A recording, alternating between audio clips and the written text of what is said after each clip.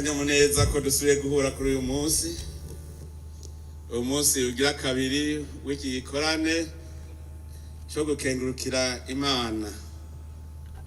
Mwene ivyubahiro mwese rero muri ngaha, bavukanyi barundi mwese, cyane cyane mwebwe abanyagisagara ca Bujumbura mwatwakiriye mwese, reka subire ndabipfurize amahoro y'Imana.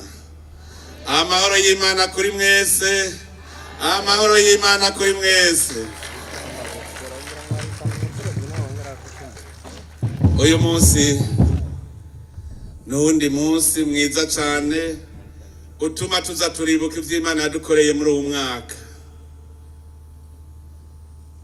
Shinzi ntahe gatoyi gusa, kuko ubu tugomba koko turinaza Imana tuyigine, tuzi n'igituma tuyigina. Murabona ubu twese turiko turatwenga tunezerewe, Uburundi bwose buranezerewe, nta nzara, nta njyane, nta mutima uhugumbwa. Muganaganda babwiye yuko abagenzi ba shetani siko babishaka. Gatoyi gusa naganda babwiye yuko mwarabonye iterabwoba ryadushikiye, abatugize ku iterabwoba hariya mu Maramvya, igihe bashaka kubomora n'ikiraro cy'abarabara rija mu Cibitoki. Twasanze bajya ahubwo bari baje kutubwira yuko hariho integuro mbi ku gihugu cy'u Burundi. Iyo nteguro mbi yashaka yuko atakintu na kimwe kizogenda kibereye mu Burundi kuva mu kwezi kw'icumi. Hajya bari bazi ko baza babomoye ibiraro vyose, ariko batsindiwe hajya nyene, kandi n'ibikoresho bari bateguye vyahereye aho nyene.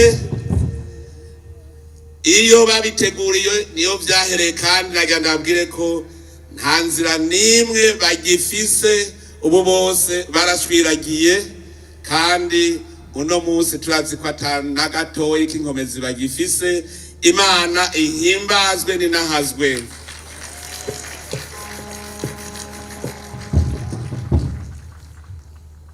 Bashaka yuko ata kintu kizobera mu Burundi, kuko bari bazi ko hazoba inama nyinshi mu kwezi kw'icumi no kw'icumi na rimwe, ariko vyose kubw'ubushobozi bw'Imana vyarabaye.